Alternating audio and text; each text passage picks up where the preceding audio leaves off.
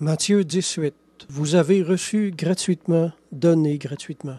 Le Seigneur dit de dispenser l'Évangile gratuitement. Il dit ça aux évangélistes, à ses apôtres. Quand il dit « donner gratuitement », ça veut dire de ne jamais demander d'argent. C'est-tu clair, ça? Et quand il dit ailleurs que l'ouvrier mérite sa nourriture, il dit en fait aux apôtres de ne pas s'inquiéter pour leur entretien essentiel, parce que Dieu y pourvoira par l'entremise d'une personne ou d'une autre. Comprenez-vous la différence? Un ouvrier n'a pas le droit moral de faire des pressions, de quelque manière que ce soit envers les croyants, leur disant « La Bible dit que l'ouvrier mérite sa nourriture, son salaire, alors ça veut dire que vous êtes dans l'obligation de me payer un salaire. » Je suis désolé, mais ce n'était pas du tout l'esprit dans lequel Jésus a dit cette parole-là. Jésus disait à ses disciples, qui étaient évangélistes, de s'attendre de Dieu, attendre que Dieu touche le cœur de quelqu'un pour leur provision.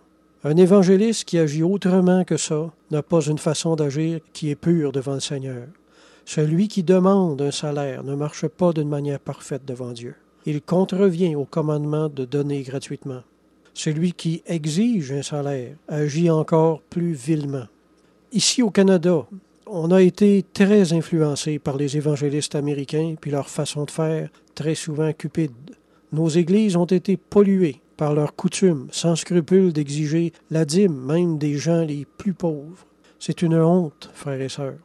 On doit vraiment renouveler notre façon de penser et retourner ce que l'Évangile a toujours enseigné et qui est encore, vous avez reçu gratuitement, donné gratuitement. Se servir de la Bible pour soutirer de l'argent, c'est encore impur. Saint Grégoire a commenté ce texte-là de la façon suivante.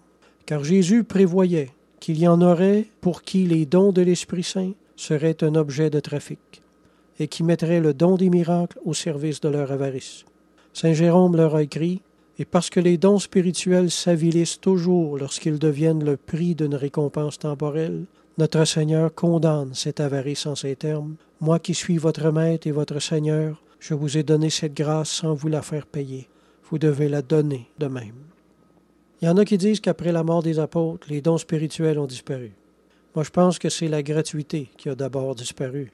Puis la cupidité ayant déplu au Seigneur, celui-ci a retiré ses dons à tous ceux qui prêchaient l'évangile de Judas. Vous savez, c'est quoi l'évangile de Judas? Judas prêchait la même évangile que les autres apôtres, mais il mettait la main dans la bourse qui servait à recueillir les dons, puis en prélevait une certaine partie pour s'enrichir lui-même. C'est ça l'évangile de Judas.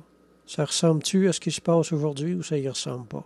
En fait, le témoignage de l'histoire ecclésiastique nous dit que les miracles n'ont jamais disparu, mais qu'après la mort des apôtres, par exemple, ils sont devenus plus rares, beaucoup plus rares. Judas n'a jamais manqué de descendants. C'est fou le nombre de serviteurs de Dieu qui agissent mal avec l'argent. On prêche l'Évangile gratuitement, mais quand tu deviens membre de l'Église, on te vide les poches, en te rendant coupable devant toutes sortes d'obligations monétaires.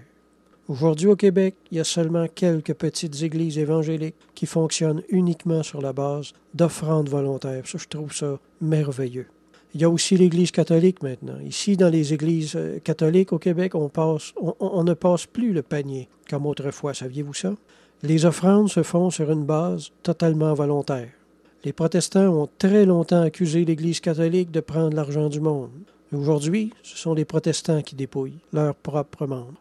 Je pourrais vous parler de scandales à propos de l'argent dans les églises pendant des jours et des jours. Ça n'aurait pas de fin. Mais moi, je vous le dis, au jour du jugement, tous les serviteurs de Dieu, de quelque église que ce soit, rendront compte de chaque dollar dépensé ailleurs que pour soulager la pauvreté dans leur église. C'est le Seigneur qui va décider si c'était des bonnes causes ou non, où c'est qu'on a mis l'argent. Mais préparons-nous à rendre compte de notre administration, qu'elle soit bonne ou mauvaise. Amen.